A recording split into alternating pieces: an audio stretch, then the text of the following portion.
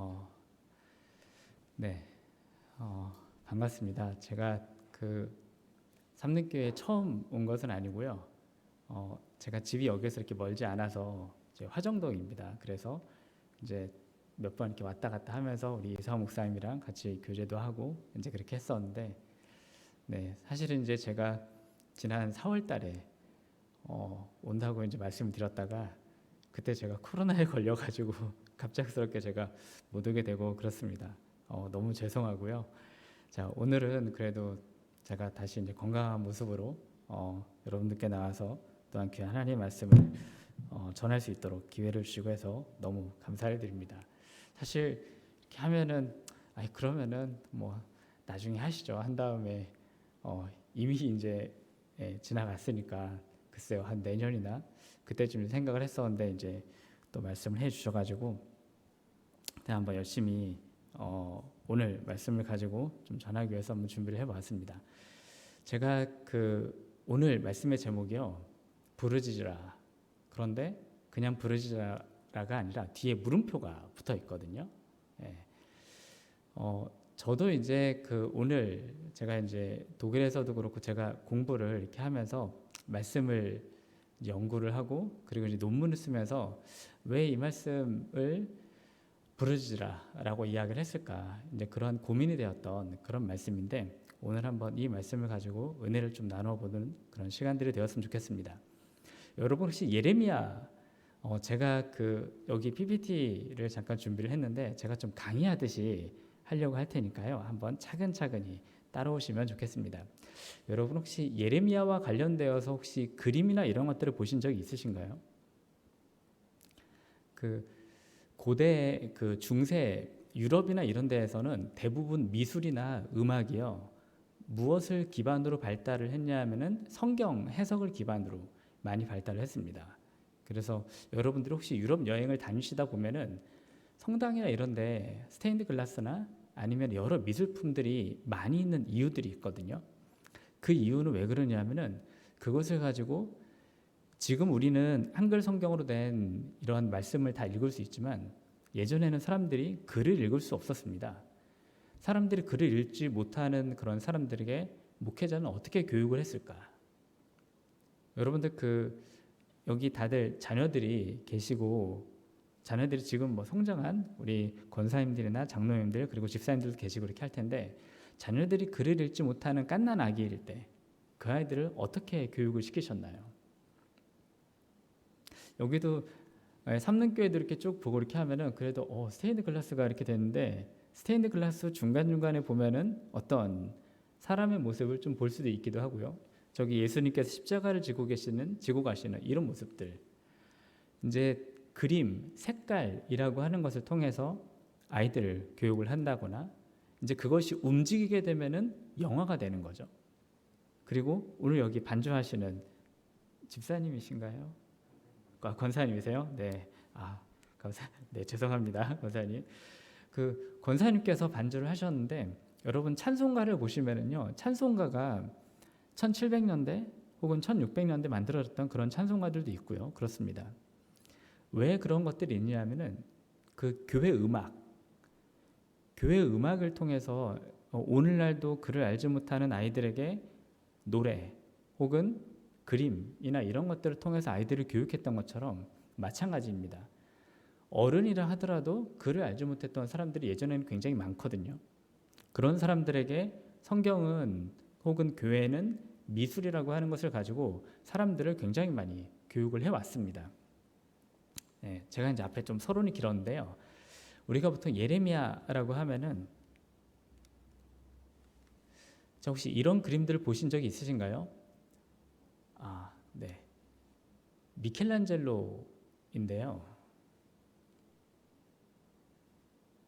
네. 안 넘어가네요. 네, 그냥 네. 자, 미켈란젤로입니다. 이 사람이. 미켈란젤로가 그린 그림인데, 여러분들 아마 천지창조부터 시작해서 이런 그림들을 굉장히 잘 아시리라 생각을 합니다. 미켈란젤로가 그린 그림을 보면은 이 예레미야를 그린 그림인데 굉장히 고뇌하는 이러한 모습을 이제 볼 수 있습니다. 이게 미켈란젤로뿐만이 아니라 또 그 다음 제가 여기에도 마찬가지로 고뇌하는 이런 모습을 볼 수 있는데 이 사람이 누구냐 하면은 이것을 그린 사람이요. 여러분들이 혹시 들어보셨을 렘브란트라고 하는 인물입니다.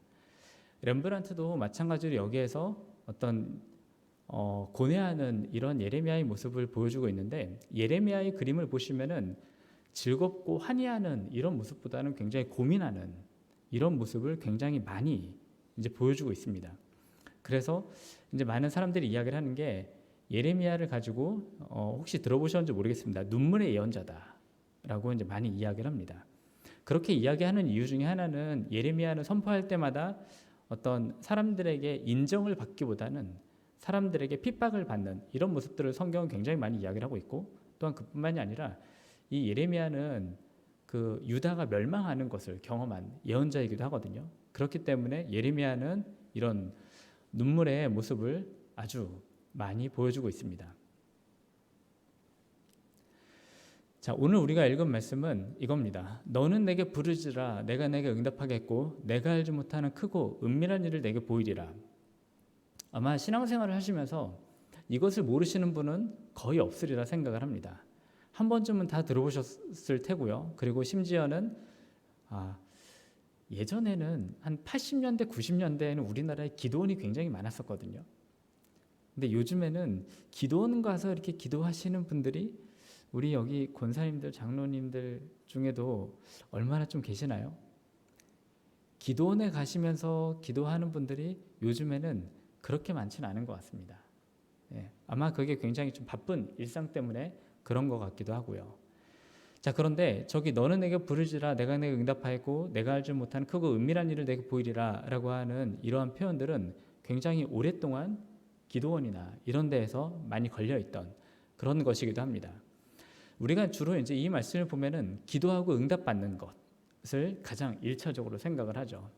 또 하나 그뿐만이 아니라 우리의 때로는 기도 제목을 우리가 간구하는 것들을 하나님 앞에 관철시키는 것 이런 모습을 또한 우리는 생각을 하기도 합니다. 그래서 여러분들 예전에 혹시 간증이나 이런 것들 좀 들어보셨나요? 기도원에 가고 하면은 혹은 간증 집회나 이런 것들을 많이 이렇게 하면서 어떤 분은 내가 기도할 때 하나님이 들어주셨다. 그래서 지금은 굉장히 좀 은혜 가운데 살고 있다. 이런 이야기들도 굉장히 많았습니다. 또 한편으로는 하나님이 왜 저분의 기도를 들어주셨는데 내 기도는 안 들어주시지? 라고 하는 상대적 박탈감? 글쎄요, 박탈감이라기보다는 하나님께서는 나의 기도를 언제쯤 들어주실까? 이런 생각을 이제 했던 적도 있습니다. 또 하나 여러분들 혹시 책 중에 베스트셀러 아니면은 여러분들 서재에 꽂혀 있는 책 중에 아마 한 권 정도는 기도에 관한 이런 책들이 있지 않을까 하는 생각이 듭니다. 응답받는 기도의 비결이라고 하는 책들도 굉장히 많이 팔린 책 중에 하나이고요. 그뿐만이 아니라 여러분 혹시 들어보셨죠? 5만 번 기도 응답받는 조지 밀러의 기도. 그 어떤 기도의 대표 하면은 늘 조지 밀러라고 하는 이런 인물을 꼽기도 합니다. 자, 또 하나는 이제 그러면은 우리는 늘 그런 것을 보면서 어떻게 하면은 우리는 기도에 응답받을 수 있을까? 이런 고민을 하게 되는 이런 고민을 던지는 그런 말씀이기도 했습니다. 자, 혹시 이런 포스터를 보신 적이 있으신가요? 응답받는 특별 새벽 기도회. 근데 제가 거기 있는 요 문구를 보여드리기 위해서 한 것은 아니고요. 그 밑에 잠깐 보시면은 밑에 작은 글씨로 너는 내게 부르짖으라 내가 내게 응답하겠고 내가 알지 못하는 크고 은밀한 일을 내게 보이리라. 보통 이 특별 기도회라든가 혹은 이런 기도에 관련된 포스터가 있으면요. 이러한 그 성경 문구들이 너는 내게 부르짖으라 라고 하는 이런 문구들이 굉장히 많이 붙어 있었던 것. 이것을 사실은 저도 그 한국에서 제가 이제 전도사를 할 때 그런 포스터나 이런 것들을 만들고 이렇게 하면서 이제 썼던 혹은 이제 그것을 했던 이런 기억들이 있습니다. 자, 다시 예레미야 33장으로 돌아와서 그러면은 너는 내게 부르짖으라 라고 할 때 과연 이 부르짖는 것은 무엇일까요?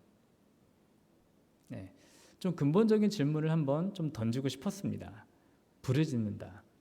여러분, 부르짖는다라고 할 때 부르짖는 것은 과연 무엇을 이야기를 하는 걸까요?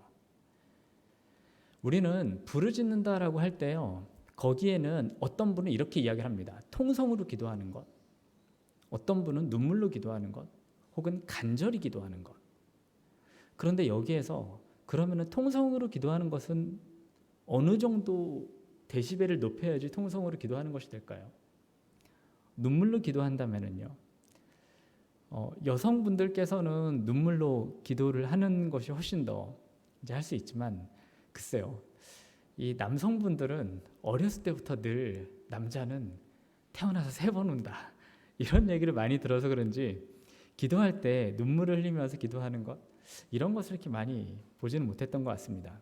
그러면서 과연 통성으로 기도하는 것, 눈물로 혹은 애통하면서 간절히 기도하는 것, 애통하는 것은 뭘까? 간절한 것은 뭘까? 과연 나에게는 간절함이 없을까요? 우리에게는 간절함이 없을까요? 사실 여기에는요, 한 가지 좀 질문이 있습니다. 뭐냐 하면은, 만약에 우리가 이러한 방식으로 기도 응답을 받는다라고 하면은, 하나님의 기도 응답이라고 하는 것은 인간의 수고에 좌우되는가? 혹은 나의 노력 정도에 따라서 내가 하나님의 응답을 이끌어낼 수 있는가? 이러한 질문이 여기에서는 좀 들 수밖에 없습니다. 이 네덜란드 그 종교학자인데요, 반데르 레이브라고 하는 사람이 있습니다. 이 사람이 뭐라고 이야기를 했냐면은, 종교는 섬기는 것이고 주술은 지배하는 것이다 라는 이야기를 했습니다. 만약 우리가 기도를 한다고 했을 때 어떤 하나님의 응답을 우리가 이끌어낸다라고 하면은, 과연 그것은 하나님의 자율성인가, 아니면은 우리의 수고의 결과인가? 이러한 질문이 되는 거죠. 자, 그것을 가지고 다시 한번 33장 1절을 보면은요, 이렇게 이야기를 합니다. 예레미야가 아직 시드에 갇혀 있을 때 여호와의 말씀이 그에게 2번째로 임했다라고 이야기를 합니다. 여기에서 이제 2번째라고 하는 것을 먼저 좀 볼 필요가 있습니다. 2번째라고 이야기를 하면은, 왜냐하면은 지금 첫 번째는 어디인가에 대해서 찾아봐야 하기 때문에 그렇습니다. 자, 그러면은 이 첫 번째 사건은 어떤 본문과 연결이 되느냐 하면은, 예레미야 32장을 보시면은요, 이렇게 이야기를 합니다. 유다의 시드기야 왕 열째 해, 곧 느부갓네살 열째 해 여호와의 말씀이 예레미야에게 임하니라. 자, 이처럼 이야기를 합니다. 그러면서 여기에서도 뭐라고 이야기하느냐? 그때 바벨론 군대는 예루살렘을 에워싸고 선지자 예레미야는 유다의 왕의 궁에 있는 시위대들에 갇혀 있으니. 자, 지금 32장 2절에서도 예레미야가 시위대들에 갇혀 있는 상태를 이야기를 하고 있고요. 33장 1절에서도 예레미야가 아직 시위대들에 갇혀 있을 때를 이야기를 합니다. 1절에서는 여호와의 말씀이 예레미야에게 임하니라 라고 이야기를 하고 있고, 33장 1절에서는 예레미야에게 2번째로 혹은 다시 임하니라 라고 이야기를 하고 있어서, 이것이 2번째로 임하니라 라고 이야기를 하고 있기 때문에 지금 앞에 있는 것과 연결해서 우리가 살펴봐야 한다라고 하는 것을 여기에서 적어도 이제 좀 볼 수 있습니다. 자, 그러면은 예레미야가 여기에서 하나님의 말씀이 2번째로 임하니라 라고 이야기를 했는데, 그러면 예레미야는 감옥에서 과연 기도하지 않았을까요? 제가 지금 여러분들께 먼저 말씀드리고 싶은 것은 뭐냐면은, 예레미야는 여전히 감옥에 갇혀 있는 상태다라고 하는 겁니다. 그러면 예레미야는 32장에서도 감옥에 갇혀 있는 상태인데, 예레미야는 그럼 감옥에서 기도하지 않았는가? 그는 여전히 감옥에 갇혀 있다라고 하면은, 그러면은 그가 글쎄요, 만약에 예레미야가 하나님 저 좀 풀어주십시오 라고 해서 풀려났다라고 하면은, 예레미야도 예레미야가 하나님께 기도하는 것을 하나님이 들으셨구나, 그래서 기도하면 들어주신다, 이게 성립이 됩니다. 그런데 예레미야가 기도했는데 여전히 감옥에 갇혀 있는 상태다라고 한다면은, 기도했음에도 불구하고 예레미야는 아직 여전히 갇혀 있는 상태다라고 하면은, 그러면은 예레미야는 오히려 응답받지 못하고 있는 상태처럼 보이는 거거든요. 자, 여전히 감옥에 갇혀 있는 갇혀 있다라고 하면은 예레미야는 과연 응답을 받지 못했는가? 예레미야는 어떤 기도를 했는가라고 하는 부분들을 우리가 좀 살펴볼 필요도 있는 것 같습니다. 예레미야가요, 사실은 감옥에 갇힌 경우들이 굉장히 많습니다. 예레미야 20장도 보시면은 임멜의 아들 제사장 바수울이 여기에서 뭐라고 하냐면은 예레미야의 예언을 듣고요, 그런 다음에 그를 때리고 그리고 어떤 이러한 것에 씌운 다음에 그를 고랑에 채워서 가두었다라고 하는 것을 예레미야 20장에서도 이야기를 하고 있습니다. 그래서 예레미야 20장을요, 뭐라고 이야기를 하느냐, 혹시 그 예레미야 탄원이라고 이야기를 합니다. 우리가 예레미야를 아까 제가 눈물의 예언자다라고 말씀드렸는데, 예레미야는 자기가 하나님 말씀을 전하면 전할수록 사람들은 예레미야를 더 때리고 더 죽이려고 하고 이런 모습들을 굉장히 많이 보여줍니다. 그러면서 심지어는 예레미야는 뭐라고 이야기하느냐 하면은, 하나님 왜 나를 예언자로 부르셔가지고 나를 이렇게 고생하게 만드십니까? 심지어 예레미야는 하나님까지도 원망하는 이런 모습을 사실은 굉장히 많이 보여주고 있습니다. 예레미야 20장 7절에서도 거기도 보시면은 뭐라고 이야기하느냐, 7절에 보시면은요, 주 여호와께서 나를 권유하셨으므로, 이게 권유하셨다라고 하는 게요, 하나님이 나를 유혹하셨다, 하나님이 나를 꼬셨다. 네, 사실 이런 표현입니다. 내가 그 유혹을 받아서 주께서 나보다 강하셔 나를 이기셨으므로 내가 조롱거리가 되니 사람마다 나를 종일토록 조롱한다라고 이야기하면서 심지어는 예레미야 하나님을 원망하기도 합니다. 자, 그리고 9절에 보시면은 내가 다시는 여호와를 선포하지 아니하며 그의 이름으로 말하지 아니하리라. 예레미야는 심지어 이렇게까지도 기도를 하는 모습을 살펴볼 수 있습니다. 그렇기 때문에 아까 말씀드렸던 것처럼 예레미야는 우리가 눈물의 예언자다라고 이야기를 합니다. 그럼에도 불구하고 예레미야는 선포하지 않겠다라고 이야기하면 마음이 불붙는 것 같아서, 예레미야를 한번 잘 보세요. 예레미야는 선포하지 않는다? 그러면은 그 마음이 타는 듯해서 견딜 수가 없고요. 선포하면은 밖에서 날라오는 돌들 때문에 견딜 수 없는, 선포하지 않아도 견딜 수 없고 선포해도 견딜 수 없는 이런 예언자의 모습을 보여주고 있습니다. 그렇기 때문에 예레미야는 정말 기도할 때마다 하나님을 원망하는 이런 모습들을 참 많이 보여주고 있습니다. 자, 그런 이해를 가지고 우리가 예레미야 33장에 있는 여기 말씀도 보시면은 이 앞에도 마찬가지입니다. 32장에서도 보시면은 거기에서 그가 이러한 갇혀 있는 이런 상황에 대해서 때로는 원망을 하기도 하고요. 그리고 그 예루살렘의 멸망을 볼 수밖에 없는 이것에 대해서 또한 하나님께 원망하는 이런 모습들을 우리가 여기에서 찾아볼 수 있습니다. 자, 그리고 난 다음에 33장 1절에 있는 이 말씀을 보고 이렇게 하면은 너는 내게 부르짖으라 내가 내게 응답하겠고 내가 알지 못하는 크고 은밀한 일을 내게 보이리라. 좀 전에 말씀드렸던 것처럼 예레미야는 하나님께 기도를 계속해서 했지만 그것을 하나님께서 곧바로 들어주셨다. 오히려 하나님은 들어주시 않은 부분들을 훨씬 더 많이 이야기를 합니다. 그렇기 때문에 사실 예레미야의 말씀을 가지고 네가 기도하면 하나님께서 들어주실 거야, 이렇게 이야기하는 것은 예레미야의 삶을 잘 모르고 이야기하는 것 같습니다. 자, 두 번째는 뭐냐면요, 부르짖으라. 아까 제가 말씀드렸죠. 부르짖으라라고 하는 것이 과연 무엇을 이야기를 하는 것인가? 이 부르짖으라라고 하는 이 표현에 대해서 우리가 좀 살펴볼 필요가 있습니다. 제가 여기 세 번역을 가져왔습니다. 세 번역에 보시면은요, 내가 나를 부르면 내가 내게 응답하겠고라고 이야기를 합니다. 그리고 세 번역뿐만이 아니라 여러분 여러 성경들을 보시면은 자 여기에 차이가 이런 것들이 나옵니다.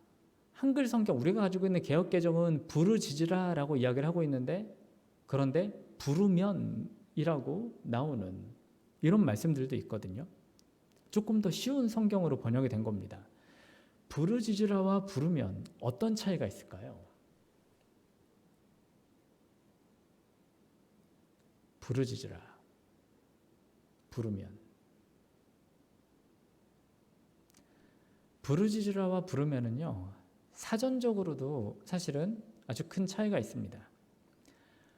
우리가 일반적으로 생각할 때 부르짖는다라고 하는 것은, 여기에서 이야기를 하고 있는 것은 큰 기쁨이나 슬픔 혹은 격한 감정을 억누르지 못하여서 소리를 크게 떠드는 이런 것을 이야기를 합니다. 그와 달리 부르다라고 하는 것은 말이나 행동으로 다른 사람의 주의를 끌거나 오라고 하는 것을 이야기를 합니다. 부르다라고 하는 것은요, 그 자체가 목적이 아니라 그것을 가지고 그 사람과 무엇을 하기 위해서, 예를 들어서 권사님 혹은 장로님 이렇게 부르고 하면은 그 장로님과 혹은 권사님과 무엇을 이야기하기 위해서 하는 거죠. 근데 부르짖는다라고 하는 것은 그 자체로 어떠한 목적을 여기에서 이야기를 하고 있습니다. 그런 점에서 약간 좀 차이가 있습니다. 자, 본래 조금 더 타당한 번역은 너는 나를 불러라 그러면 내가 대답하겠다라고 하는 의미가 조금 더 가깝습니다. 자, 그러면은요, 부르짖는다라고 하는 것은 잘못된 것인가에 대해서도 한번 좀 말씀드리고 싶습니다. 자꾸 이렇게 왔다 갔다 하는 것 같죠? 부르짖는다라고 하는 게 조금 전에는 이것은 옳지 않다라고 이야기를 했는데 지금 부르짖는다라고 하는 것은 과연 잘못된 것인가? 아니요, 그렇지 않습니다. 여기에서 지금 이야기를 하고 있는 것이 하나님께 기도한다라고 하는 측면에서 오히려 저는 부르짖는다라고 하는 것은 굉장히 중요합니다. 왜 중요하냐 하면은 인간이 하나님께 기도한다라고 하는 측면에서는 굉장히 중요합니다. 인간의 본성을 생각을 해보면은 우리가 편안할 때 하나님께 더 무릎을 꿇고 기도를 하나요? 아니면은 우리가 무언가 간절한 것이 있을 때 하나님께 무릎을 꿇고 기도를 하나요? 우리가 신앙생활을 해보면서 느끼는 것 중에 하나는 우리가 평안할 때 하나님께 좀 더 잘 기도한다라기보다는 간절함이 있을 때 우리는 그럴 때 더 많이 기도를 합니다. 하지만 그것은요, 내가 원하는 게 있기 때문에 기도를 하는 것이죠. 그리고 이것이 굉장히 다급한 혹은 위급한 상황이기 때문에 우리는 무릎을 꿇고 기도를 합니다. 하지만 그것은요, 기도의 시작은 될 수 있습니다. 하지만 그것이 과연 기도의 본질인가 하는 겁니다. 기도의 시작, 어떤 위급함, 다급함이 있을 때 우리는 그 순간 하나님께 무릎을 꿇고 기도할 수 있는, 우리의 힘으로 할 수 없기 때문에 하나님께 기도할 수 있는, 기도할 수밖에 없는, 그래서 기도의 시작은 될 수 있지만 그것이 기도의 종착점 혹은 기도의 본질이 될 수는 없습니다. 예레미야는 오히려 성경에서 이야기하고 있는 이 예레미야는요, 기도의 본질에 대해서 뭐라고 이야기하느냐? 너는 나를 불러라. 그러면 내가 대답하겠다. 그런데 거기에서 끝이 아닙니다. 그것이 끝이 아니라 조금 더 나아가면은 크고 은밀한 일을 내게 보이리라. 이것을 이야기를 하고 있거든요.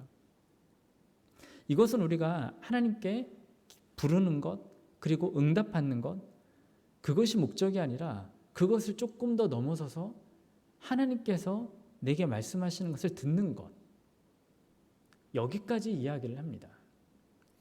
자, 그러면은 은밀한 일을 내게, 크고 은밀한 일을 내게 보이리라, 이것은 과연 무엇을 이야기를 하느냐? 이게요, 창세기 41장에서도 마찬가지로 나옵니다. 요셉이 바로에게 아뢰되 바로의 꿈은 하나라, 하나님이 그가 하실 일을 바로에게 보이심이라. 이 똑같은 표현이니까 하나님이 보이시는 이것에 대해서 이야기를 합니다. 여러분 혹시 하나님이 보이시는 것, 하나님이 자기 자신을 보이시는 것, 우리는 이걸 뭐라고 하죠? 계시라고 이야기를 합니다. 네. 자, 은밀한 일을, 크고 은밀한 일을 내게 보이리라 라고 하는 것을요, 하나님께서 보이시는 것, 우리는 이것을 계시라고 이야기를 합니다. 그런데 여기에서 계시라고 하는 것은 하나님의 뜻, 그리고 하나님의 의지를 스스로 밝히는 것, 우리가 이것을 이야기를 하는데 여기에서 한 가지 조심하셔야 할 것이 있습니다. 그러면 우리가 지금 기도할 때, 하나님을 부를 때 하나님이 내게 응답하시고 그것을 넘어서서 우리는 하나님의 계시를 알 수 있는가? 내가 직접 하나님의 계시를 받아서 나는 하나님의 뜻을, 성경에 기록되지 않은 나는 하나님께서 나에게만 말씀하시는 것을 알고 새로운 것을 이야기할 수 있다라는 것인가? 예레미야 시대에는 그것이 가능했습니다. 그런데 오늘날 우리가 살아가고 있는 시대에는 그것을 이야기하지 않습니다. 오히려 여기에서 이야기를 하고 있는 계시라고 하는 것을요, 우리는 새로운 계시를 말하는 것이 아니라 우리는 여기에서 말씀이라고 하는, 왜냐하면요, 말씀이라고 하는 것은 하나님이 자기의 뜻을 담아서 그의 성도들에게 던져준 사건이거든요. 그것이 바로 성경입니다. 그래서 오늘날 우리는 하나님의 뜻 혹은 하나님의 의지 그리고 하나님의 계획을 알기 위해서 새로운 어떤 계시를 이야기를 하는 것, 그것이 아니라 하나님께서 계시된 혹은 계시하신 것, 그것으로 다시 돌아가야 하는 이런 상황을 우리에게 이야기를 합니다. 사실 여기에서 이야기하고 있는 크고 은밀한 일을 내게 보이리라 라고 하는 것은요, 이것은 아까 제가 말씀드렸던 부르짖는 기도, 우리는 이것을 마치 나의 뜻을 관철시키는 기도처럼 생각을 할 수 있습니다. 하지만 성경에서 이야기를 하고 있는 것은, 혹은 예레미야 33장에서 이야기를 하고 있는 것은 그것이 아닙니다. 나의 소원, 나의 뜻을 관철시키기 위해서 그것을 하나님께서 들어주시고 그 문제가 해결되는 것, 그것이 기도의 종착점이 아니라 그것은 기도의 시작은 될 수 있습니다. 하지만 기도의 종착점은 뭐냐 하면은 오늘 여기에서 말씀하고 있는 것처럼 내 것으로 시작을 했다가 나의 간절함으로 시작을 했다가 나의 것을 내려놓고 하나님의 뜻으로 나를 채워가는 것, 그것이 바로 기도입니다. 그래서 기도는요, 내가 기도했더니 하나님이 이것을 이루어 주셨다, 그것을 간증하는 것이 아니라 내 것으로 시작했다가 내 것을 포기하게 되고 내가 하나님의 뜻을 비로소 알아가게 되는 것, 그것이 바로 여기 예레미야 33장에서 이야기하고 있는 기도의 본질입니다. 그래서 하나님의 뜻을 알기 위해 또 하나는 계시된 성경으로 돌아가는 것이 되기도 하고요. 네. 우리가 사실 그런 점에서 이미 이것은요, 누가복음에서 예수님께서 우리에게 보여주신 것이기도 합니다. 이르시되 아버지여, 만일 아버지의 뜻이거든 이 잔을 내게서 옮기시옵소서. 이것은 예수님께서 원하셨던 것입니다. 그런데 여기에서 끝나는 것이 아니라 그러나 내 원대로 마옵시고 아버지의 원대로 되기를 원하나이다. 예수님께서도 하나님께 원하는, 물론 예수님이 하나님이시죠. 예수님께서도 이것만큼은 옮기기를 원하는, 혹은 이것만큼은 피하고 싶은 그런 것이 분명히 있었다라고 하는 것을 우리에게 알려주고 있습니다. 그러나 예수님 스스로도 내 원이 아니라 아버지의 원을 따라서 내가 그 길을 걸어가겠습니다, 이것을 지금 보여주고 있거든요. 마찬가지입니다. 우리는 하나님께 부르짖는 혹은 나의 간절함으로 기도를 시작할 수 있습니다. 하지만 그것이 그것을 하나님께서 해결을 해 주시기도 하시고요, 해결을 해 주시지 않을 수도 있습니다. 하지만 그것이 중요한 것이 아닙니다. 성경은 그것을 기도의 목적으로 이야기를 하는 것이 아니라 우리가 그것으로 시작했다가 내 것을 비우고 나를 하나님의 것으로 채워가는 것, 또 하나는 하나님의 말씀으로 돌아가는 것, 이런 것을 여기에서 이야기를 하고 있습니다. 우리가 성경에 대해서 너무나도 잘 알고 있습니다. 여러분 혹시 이런 표현을 들어보셨나요? 에클레시아 레포르마타 에스셈페레 레포르만다라고 이야기를 합니다. 개혁된 교회는 항상 개혁되어야 한다라고 하는 것인데, 성경에 비추어 바르지 못한 것을 개혁해 나가는 것, 그리고 하나님 앞에 바로 설 수 있는 것, 이것을 이야기를 합니다. 이것이 소위 말하는 개혁주의가 표방하는 아주 중요한 표어인데요. 그것이 저는 어떤 개혁주의의 표일 뿐만이 아니라 우리의 성도의 표, 내가 하는 것을 우리가 교회에 나와서 예배를 드린다라고 하는 것은 나의 문제가 해결되는 것, 네, 그것도 너무 중요하다고 생각을 합니다. 왜냐하면 우리는 그것을 통해서 하나님의 구원 사건을 하루하루 경험할 수 있기 때문에 그렇습니다.